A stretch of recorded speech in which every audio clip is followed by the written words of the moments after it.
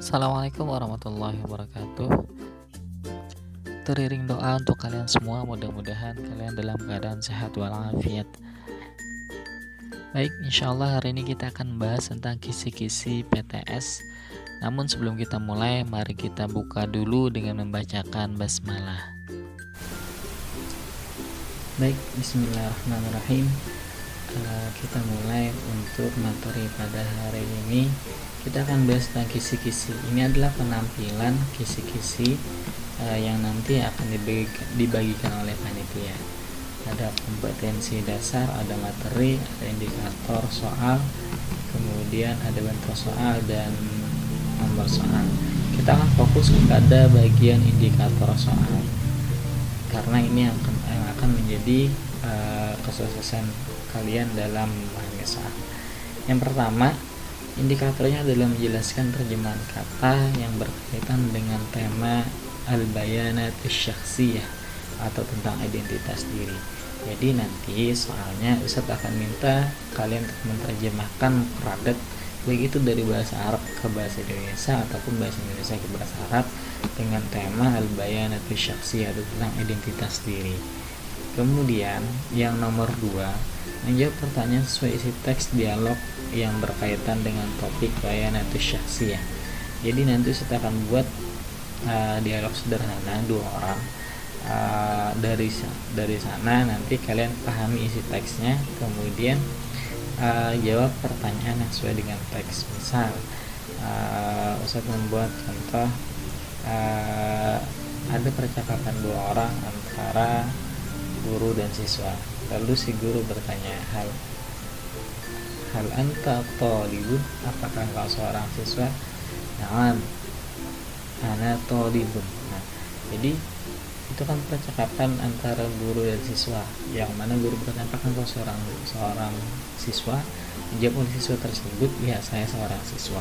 Nah, dari percakapan itu Ustadz buat pertanyaan, misalkan hal Ahmad thalibun, apakah Ahmad seorang siswa? Nah, kalian lihat di teksnya apakah yang saya tanyakan itu adalah seorang siswa atau bukan, sesuai dengan isi teks percakapan. Intinya kalian juga harus paham mufradat yang ada di bayan syakhsiyah seperti itu nomor 2. Kemudian untuk yang nomor 3, menjelaskan terjemahan kata dari teks yang berkaitan dengan bayan syakhsiyah. Ini teks yang ini adalah teks yang pernah kalian baca di pertemuan keempat. Saya tampilkan di classroomnya. Nah, teks yang ini yang kalian baca di pertemuan keempat tentang bitaqat syakhsiyah, tentang kartu identitas. Yang kemarin itu kalian baca dan kalian rekam bacanya dan dikirim di classroom. Jadi lihat saja teksnya nanti di sana tentang teks itu. Itu untuk nomor 3. Jadi nanti kita akan bertanya beberapa mufradat dari teks tersebut. Kemudian yang nomor 4-nya menjawab pertanyaan sesuai teks yang berkaitan dengan bayanat syakhsiyah. Nah, ini sama teksnya dengan yang nomor 3. Jadi untuk yang nomor 4 ini Ustadz bertanya tentang isi teks. Misalkan di teks itu menceritakan Abdur Razak. Lalu saya tanya, aina baitu Abdur Razak, di mana rumah Abdur Razak? Nah, di teks itu mungkin sudah tertulis alamat atau yang lainnya, pertanyaan lainnya yang pastinya berkaitan dengan teks tersebut. Lihat saja nih teksnya di bagian materi keempat. Kemudian nomor 5, menentukan ciri-ciri isim. Ini sudah dijelaskan di materi juga tentang kemarin sudah mengklasifikasikan isim fi'il huruf dan ciri-ciri isim ada beberapa. Ada berawalan alif lam, kemudian nama orang, kemudian berakhiran tanwin, kemudian berakhiran ta marbutah. Nah, itu adalah bagian dari ciri-ciri isim.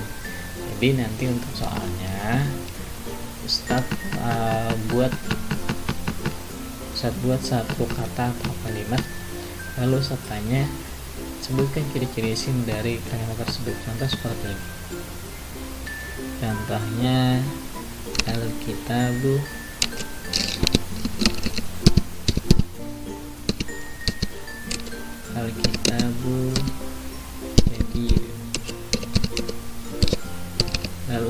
bertanya, manakah ciri-ciri isim dari kalimat tersebut?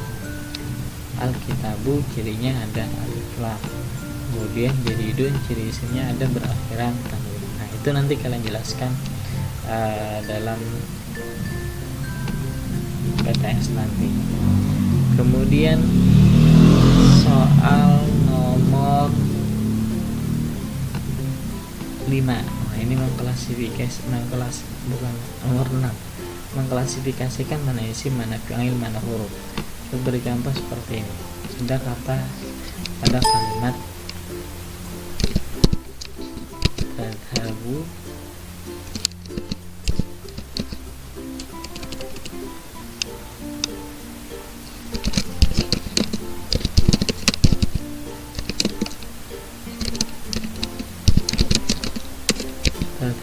Ahmad ilal masjid.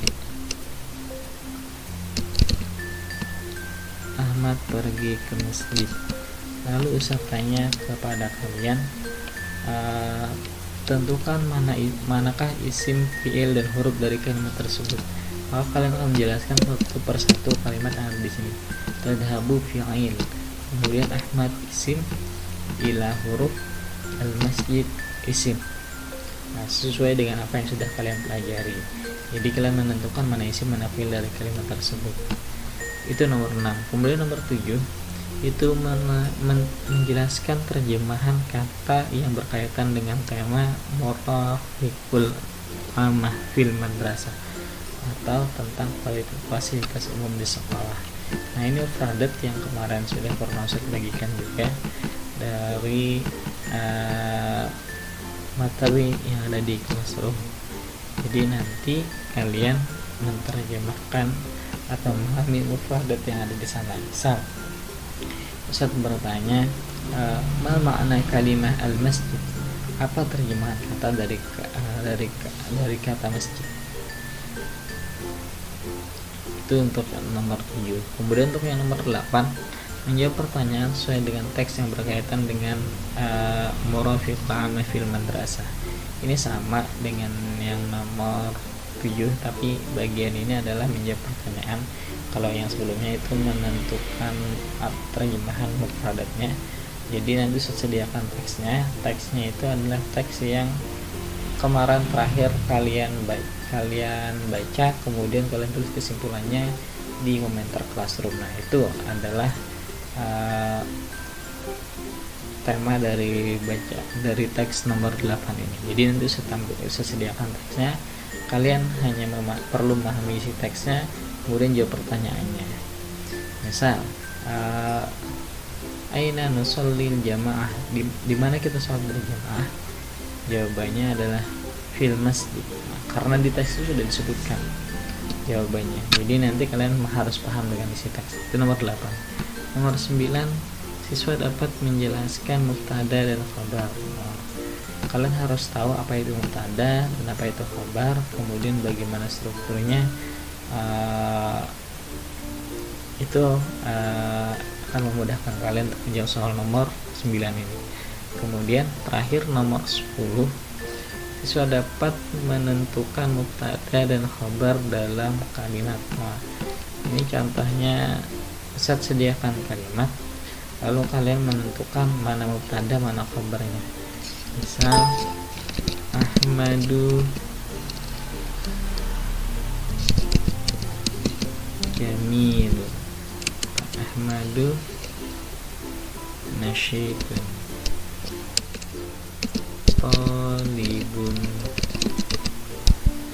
nasyidun. Ahmad adalah siswa yang rajin. Mubtada dari kalimat ini adalah Ahmad, kemudian khabarnya talibun, sementara nasyid ini sebagai pelengkap. Jadi nanti kalian akan diminta menentukan mana mubtada mana khabarnya dari kalimat tersebut. Ini adalah contohnya. Nah, ini sudah selesai kita bahas kisi-kisinya dan sudah rasa cukup, dan saya akhiri dulu untuk penjelasan ini. Mudah-mudahan paham, dan jika ada yang ditanyakan silahkan tanyakan kepada Ustaz. Saya cukupkan, saya akhiri dengan bacakan alhamdulillah rabbil alamin.